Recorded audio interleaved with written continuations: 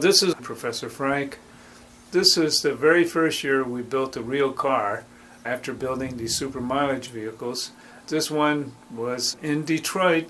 We brought a basket full of parts to Detroit and we assembled the car in Detroit. So this is the car being assembled for the very first time before the contest. We got there on the weekend, and this is Bruce Dewey's house. Bruce Dewey was one of the students from here that had a job at that time at Ford.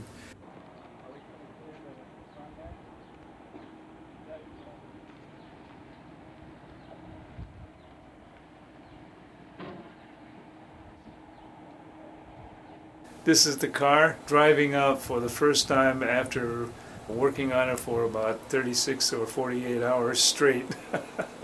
And the engine in this is a Briggs & Stratton 2-cylinder, 17 horsepower, but they had 80 kilowatt electric motor and 4-speed manual transmission and nickel metal hydride batteries. This particular car, of course, won the competition, but actually I think it may have not worked too well. But next year we came back and we had the car polished and it was much better.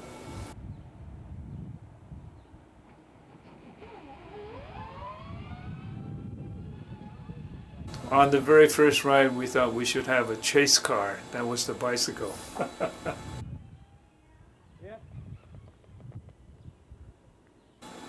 This is on the streets of Dearborn, actually, because the contest was held at Ford. Fortunately, we didn't crash the car. I'm not sure what we would have done for insurance.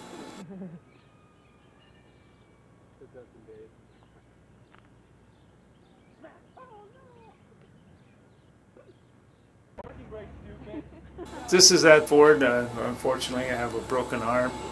The car is just being ready for tech inspection at the Ford Proving Grounds. Thank you for doing the little video, Bruce, because we really have been in dire need of somebody to do a good job of documentation. I know, This is Keith Creutzfeldt, who's still around. He now owns a solar installation company, and you see our little crude computer of 1992 on the left-hand side of Keith, and the instrumentation panel.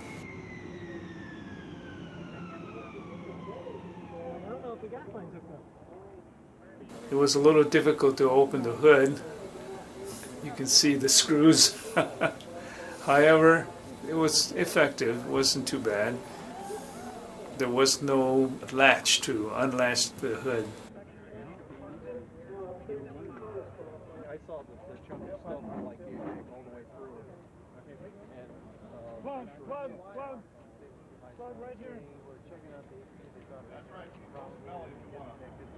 So here's the hood coming off to look at what's going on with the engine. It took 3 or 4 people to open the hood. The only problem is there's a whole lot more there. Did you turn the fuel on at all? Fuel's off. Fuel's off. Okay. And inside was the engine compartment, and of course this again had the NiCad batteries, nickel cadmium batteries. There was enough nickel cadmium batteries to drive this car about 60 miles.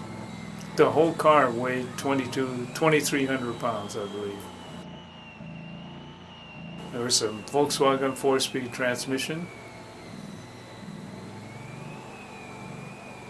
60 kilowatt electric motor, and the car, of course, has gull-wing doors that we constructed.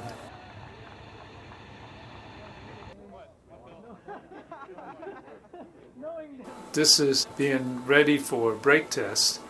You had to accelerate up to, I believe, 30 miles per hour and slam on the brakes, and had to stop within a certain distance.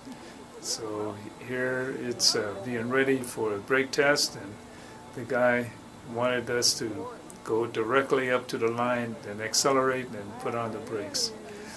So here we go. The green flag.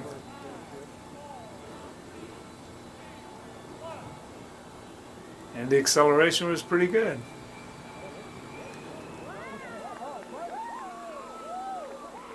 I think that was better acceleration than most electric cars of the day. Here is the same car going through a gymkhana test, that is where we had to test the handling of the vehicle.